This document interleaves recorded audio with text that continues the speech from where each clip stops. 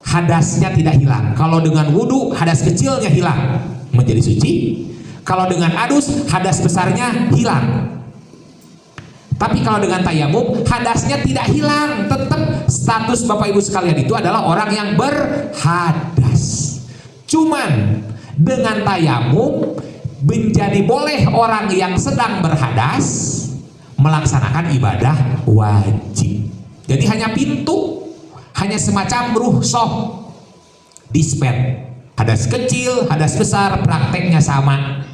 Judul nage listibahati sholati. Nah, beranggapan bahwa debu itu mah di baju kita ada debu, di jok ada debu, di mana ada batu. Betul. Akan tetapi debu yang mencukupi untuk tayamum.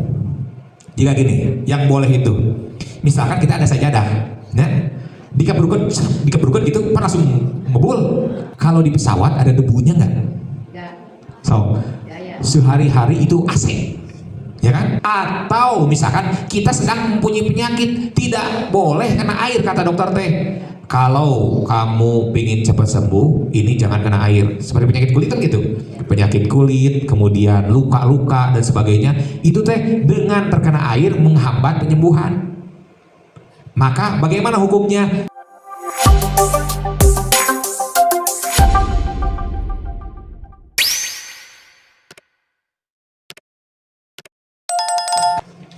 Kemudian Bapak Ibu sekalian, setelah istijmar yang akan kita lakukan dan sering kita lakukan, yang tidak ada hubungannya dengan haji tapi berkaitan, dalam arti akan kita ketemui dalam perjalanan ibadah haji selanjutnya apa?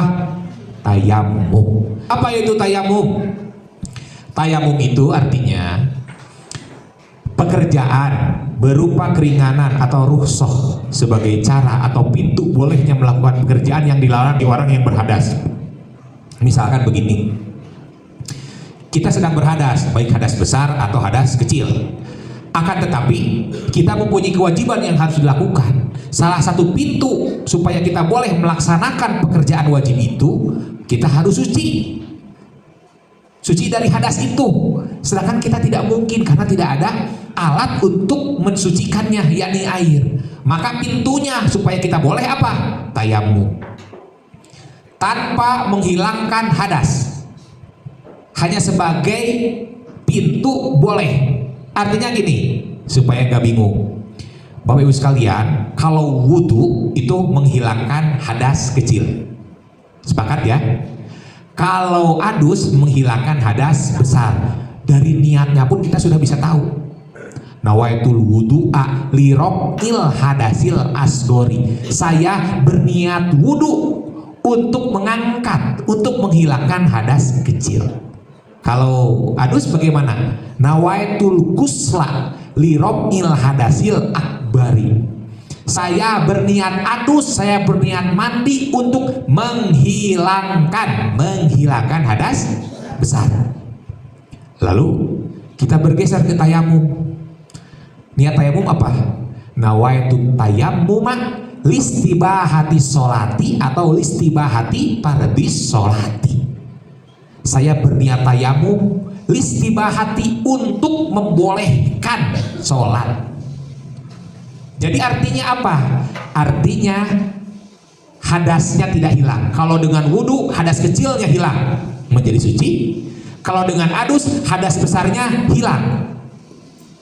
Tapi kalau dengan tayamum, hadasnya tidak hilang, tetap status Bapak Ibu sekalian itu adalah orang yang berhadas.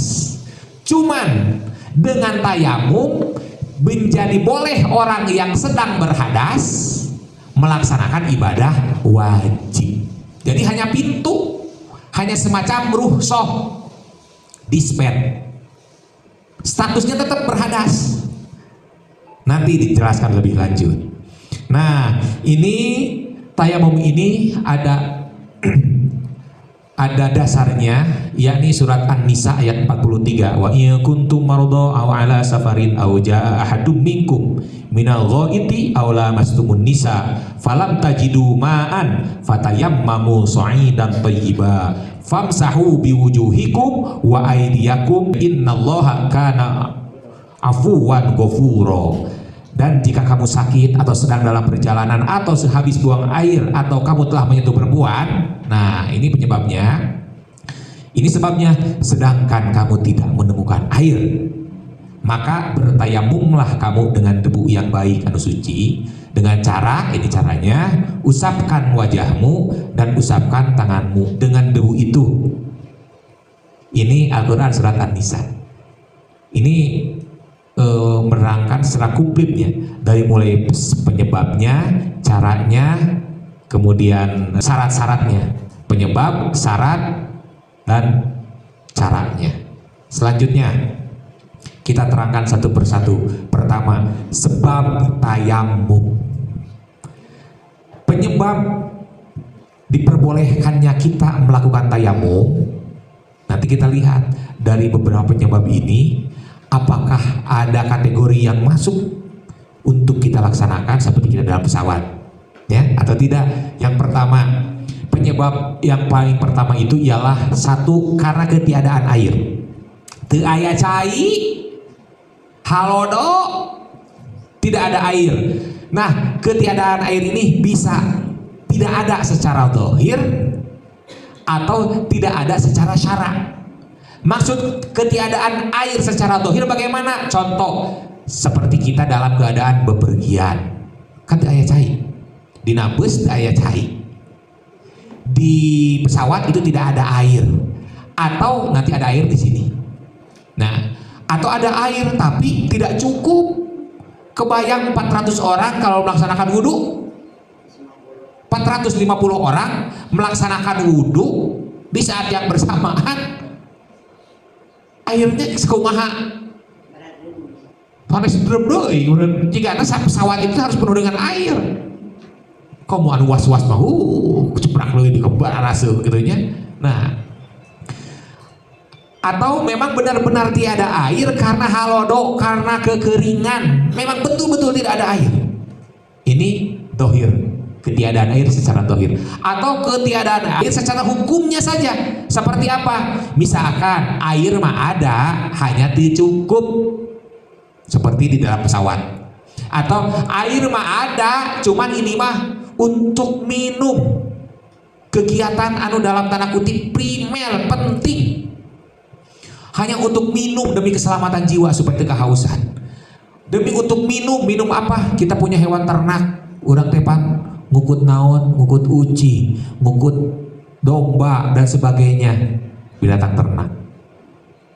Jadi air ada tapi tidak cukup untuk wudhu, berarti masuk kategori ketiadaan air. Itu penyebab yang pertama. Penyebab yang kedua, karena airnya jauh, jarak untuk mengambil air terlalu jauh. Air ada sih, di saya kekeringan, tapi di kampung tetangga itu ada airnya, tetapi memerlukan waktu yang tidak sebentar. Dari sini ke kampung tetangga jaraknya jauh, minimal 2,5 kilo atau setengah farsah, 2,5 kilo. Jadi ada air 2,5 kilo mah seperti di kamar Kacibabat, berarti Kacibabat lah, seperti Kacibabat. Di Ciberem di sini tidak ada air, tapi saya dengar di Cibabat ada air, ada sumur anu teu kekeringan. Ada air mah tapi jauh. Kalau kita ke sana dulu pas mau melaksanakan sholat, habis waktunya. Jadi ini masuk ke kategori yang kedua, airnya ada akan tetapi jauh, minimalnya 2,5 kilo. Penyebab yang ketiga, ini mah airnya ada, nggak jauh, ada di sini akan tetapi sulit menggunakan air. Contoh sulit menggunakan air itu ada dua gambaran. Yang pertama, sulit dalam dohirnya. Yang kedua, sulit dalam hukumnya, dalam secara syar'inya.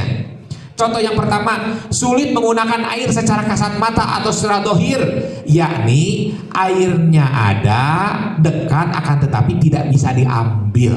Seperti karena di pinggir sumur itu ada musuh yang akan membunuh saya. Tatkala saya datang ke sana, oh nyawa saya terancam. Atau memang tidak ada musuh, akan tetapi ada binatang buas, eta macan Tileuweung turun, Maung Tileuweung turun ka perumahan penduduk, nagog di hareupeun naon WC umum di depan masjid misalkan nungguan, padahal tidak ada sumber air lagi selain itu, kan kita tidak bisa ngambil, maka sulit menggunakan air walaupun airnya ada. Atau karena kita di penjara, misalkan di Polres, di Polsek, atau di LP, misalkan ada air, akan tetapi kita tidak bisa seenaknya, apalagi terpidana teroris, kan tidak bisa begitu saja, sehingga disediakan WC di dalam, tapi misalkan daya cahaya bilbet mah kedah di WC luar. Nah, ini penyebab ketiganya, sulit menggunakan air secara kasat mata, secara dohir. Ada sulit menggunakan air secara hukminya atau syar'inya. Jadi seperti apa? Seperti misalkan jika kita menggunakan air maka akan mendatangkan penyakit caina ayah, tapi cai ieu teh hanya saiki itu percayaannya juga boleh, karena memang gak boleh, akan mendatangkan penyakit bagi kita alergi, atau misalkan kita sedang mempunyai penyakit, tidak boleh kena air, kata dokter teh. Kalau kamu ingin cepat sembuh, ini jangan kena air. Seperti penyakit kulit kan gitu, penyakit kulit, kemudian luka-luka dan sebagainya, itu teh dengan terkena air menghambat penyembuhan. Maka bagaimana hukumnya? Sama dengan apa? Sulit menggunakan air, boleh tayamum. Ketiga. Yang keempat, kondisi sangat dingin, air ada, aman untuk diambil, tidak jauh, akan tetapi iya teh aya di daerah, jika menggunakan air kita akan kedinginan dan tidak ada sesuatu yang dapat mengembalikan kehangatan tubuh kita, bisa bahaya, misalkan tiris bisa. Tapi dari Lembang yang Cikajang mah gitu ya. Misalkan ada di di Antartika, ada di kutub utara atau kutub selatan, sangat kedinginan, musim dingin. Tapi di barat gitu kan, sampai jika kencing itu gini cet, nemenge keluar terus langsung jadi naon? Es. Leres. Nah, maka boleh bertayamum. Ini penyebab-penyebab yang membolehkan kita untuk bertayamum. Tadi termasuk yang sering kita jalani apa? Kata dokter tidak boleh kena air. Maka kumaha carana? Ya tayamum. Gitu. Nah, selanjutnya, ini sebab tayamumnya. Selanjutnya, syarat tayamum. Ini syaratnya. Yang pertama harus orang Islam. Gak perlu dibahas, sudah jelas. Yang kedua orang yang sudah balik. Yang ketiga orang yang berakal. Yang keempat sudah masuk waktu sholat. Jadi perbedaan tayamum dan wudhu itu salah satunya ini. Kalau ini mah sama. Nah, dari yang keempat sudah berbeda. Harus sudah mulai waktunya masuk, sudah waktunya masuk waktu sholat. Kalau wudhu, Bapak Ibu sekalian bisa dari sekarang. Sekarang wudhunya digunakan untuk nanti lohor. Lohor mah kan belum masuk, tapi wudhu dari sekarang bisa tak? Bisa. Karena apa? Menghilangkan atau mengangkat hadas.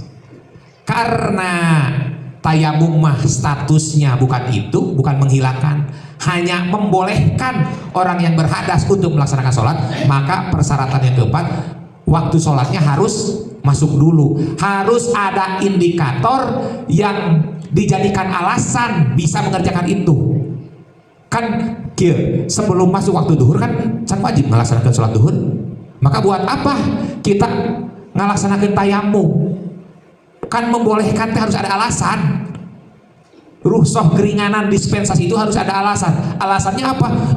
Alasannya karena tadi tidak ada air atau yang empat tadi. Sedangkan saya harus melaksanakan sholat. Berarti saya harus tayamum. Kalau ini makan belum masuk ke sholat, berarti can wajib ayeuna ngalaksanakan lohor. Berarti belum boleh melaksanakan tayamum. Paham ya? Syarat yang keempat. Syarat yang kelima, tayamum itu ada spesialnya. Berbeda dengan wudhu. Ada najis, ada hadas, kan gitu. Wudhu mah menghilangkan hadas, bukan masalah najis. Jangankan setelah berwudu, ketika kita berwudu oge, misalkan aya namplok di dieu tai ucing, can dibersihan, sah teu wuduna? Sah. Yang penting melaksanakan rukun wudu.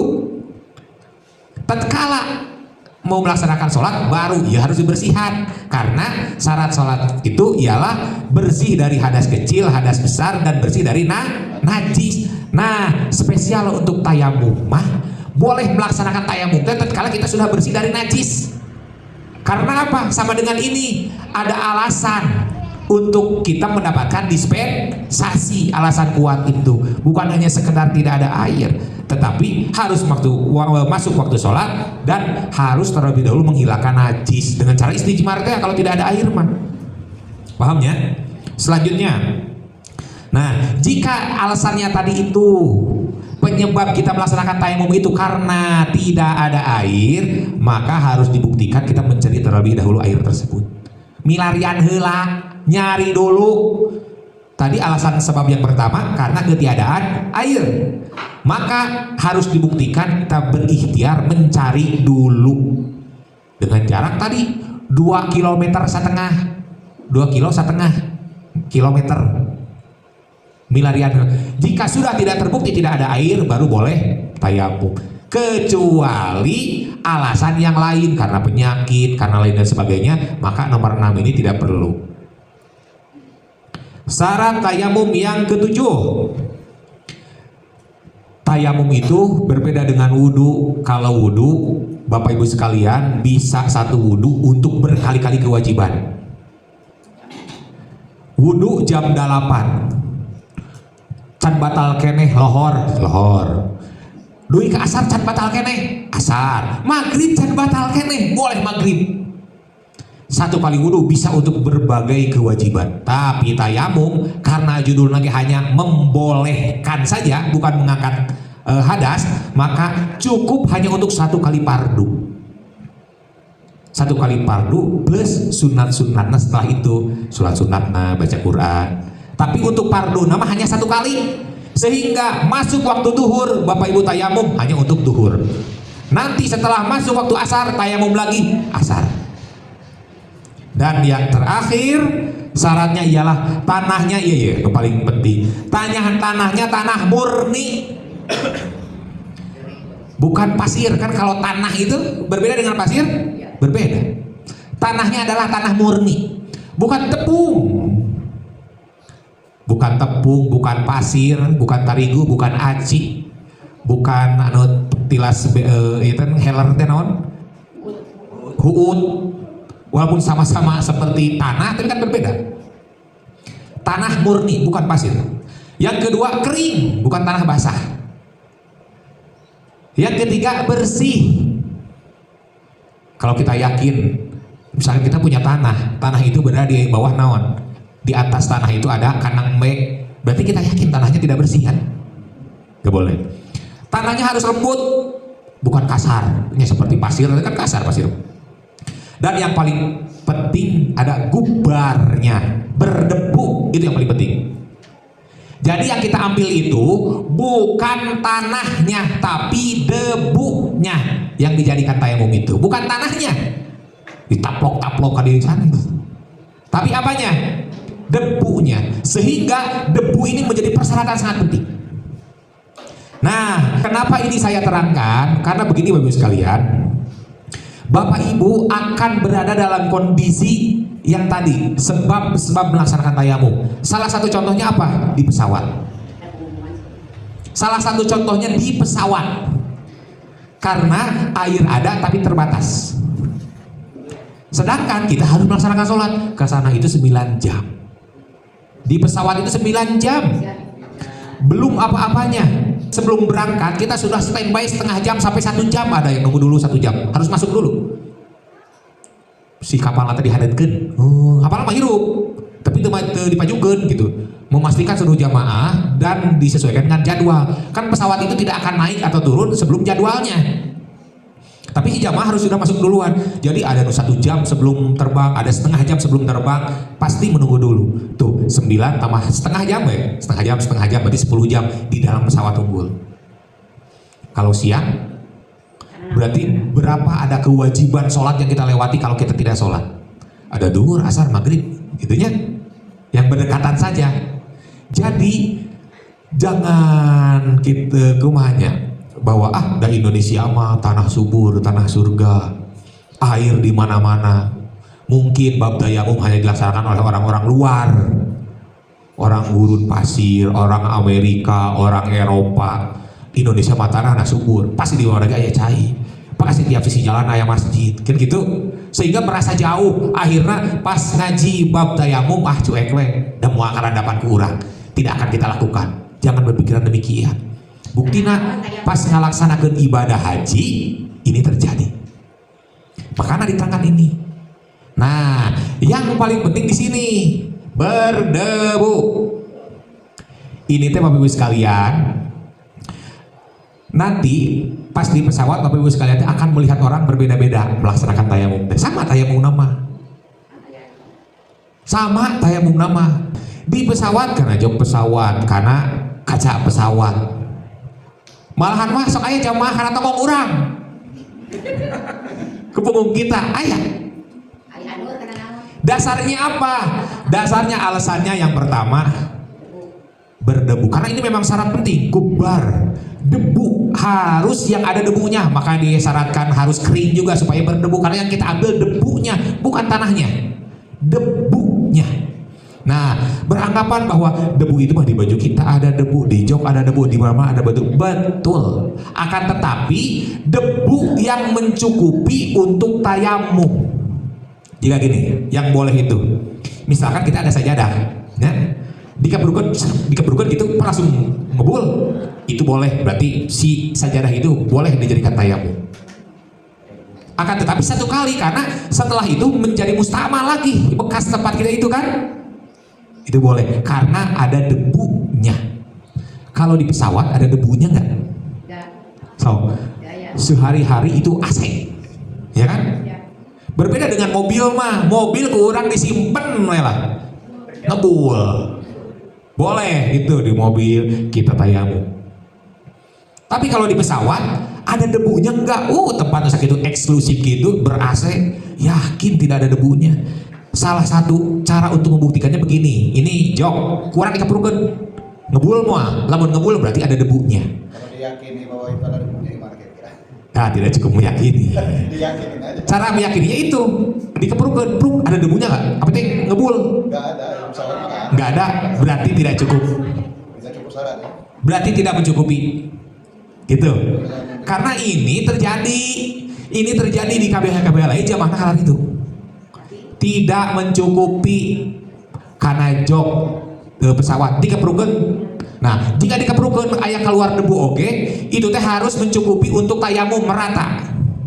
Kopiah Pak. Nah, Kopiah kan itu ada. mah nggak boleh. Mau kopiah mau sajadah boleh, tetapi untuk satu kali misalkan orang bawa sajadah, nya dikeprukeun tadi nanaon sajadah. Tapi si permukaan itu hanya untuk satu kali. Paham sampai sini? Nah, selesai. Di KBH Nur kami tidak mengikuti seperti KBH lain. Kami mengambil ihtiyat, kehati-hatian. Dengan cara apa?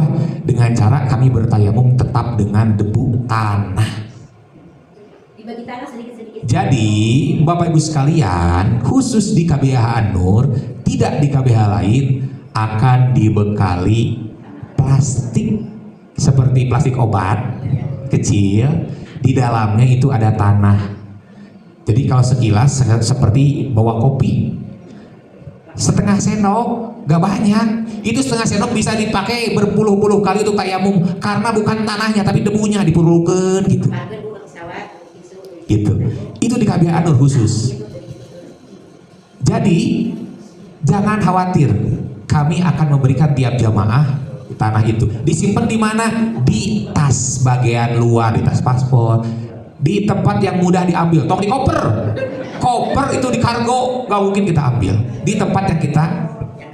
Ya, kemudian setelah itu kita akan melakukan praktek. Sampai situ paham dulu nggak? Paham.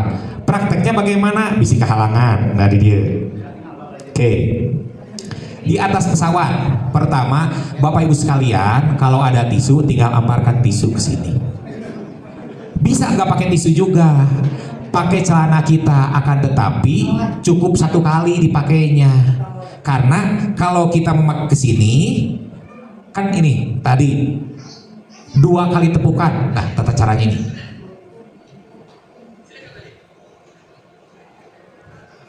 Nah, padu tayamum pertama niat. Nawaitu tayamuma listibahati sholati. Yang kedua mengusap wajah secara merata sesuai dengan ayat Al-Quran tadi. Yang ketiga mengusap kedua tangan sampai sikut secara merata. Yang keempat mendahulukan yang dahulu dan mengakhirkan yang akhir. Nah, prakteknya bagaimana? Prakteknya begini. Tisu disimpan di sini, sedikit tisu kecil kan, di pesawat teh. Kemudian bukalah plastik itu, ambil sacuil. Tong sadayana ambil sacuil, purulukeun gitu. Upami bapak ibu masak nok ceplok, sok nyanak sacuil, uyah dipurulukeun. Gitu. Gak usah banyak-banyak teuing, kalem Bu Haji. Gak usah banyak-banyak teuing. Sedikit saja. Karena hanya apa? Debunya saja. Yang pertama. Yang kedua, biasa siapkan urang sing-singkeun heula panangan. Acuk sing-singkeun. Kemudian daerah wajah khusus untuk muka. Setelah itu baru yakinkan tangan kita bersih. Tepuk diandalkeun, dikana debukeun. Setelah itu entong dikaperukeun, tiasa ditiup. Lamun dikaperukeun sadayana teu aya. Tiup, tapi teu kedah ditiup oke langsung. Nah, gitu. 1 kali. Berbeda dengan wudhu. Kalau wudhu sunat taslis 3 kali. Ini mah 1 usapan cukup. Enggak ada 2 usapan, 3 usapan, enggak ada sunatnya. Cukup 1. Setelah itu tangan keperukeun. Ambil lagi 1 kali tepukan. Untuk tangan kanan, misalkan untuk tangan kanan dari tangan kiri. Ini kita. Tanah yang ada di sini untuk permukaan ini, tanah yang ada di sini untuk permukaan sebaliknya. Ini. Dan 1 geser tuhnya sampai sikut. Setelah itu balikin. Tuh, yang ini kan balik ke dia. Nah, yang ini, yang jempol kejempolin lagi. Nah, jadi kan tadi ini jempol merdeka ya.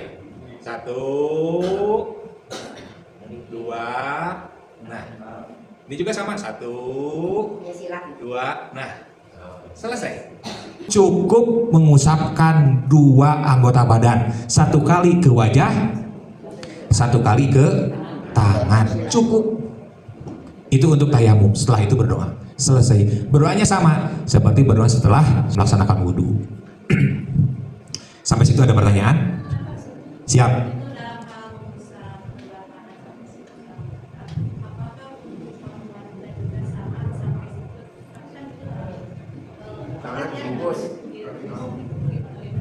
Ya. Tata cara nama sama. Nah, Bapak Ibu sekalian, tayamum ini sebagai cara atau pintu untuk bisa melaksanakan ibadah bagi orang yang berhadas. Hadas apa saja, baik hadas besar atau hadas kecil. Kalau kita misalkan setelah berhubungan intim suami istri, ternyata pas mau kita mandi air gak ada, sedangkan kita harus sholat subuh, kumaha carana? Harus berguling-guling di atas tanah? Tidak. Cukup dengan cara mengusapkan wajah dan mengusapkan kedua tangan. Jadi mau hadas kecil, mau hadas besar, praktiknya sama. Da abdi mah sugante jika wudu we kekemu kutano. Nyingser kutano. Kusabab ieu mah hadasna hadas ageng, gugulitikan di atas tanuh dibalur kutano. Enggak. Hadas kecil, hadas besar, prakteknya sama.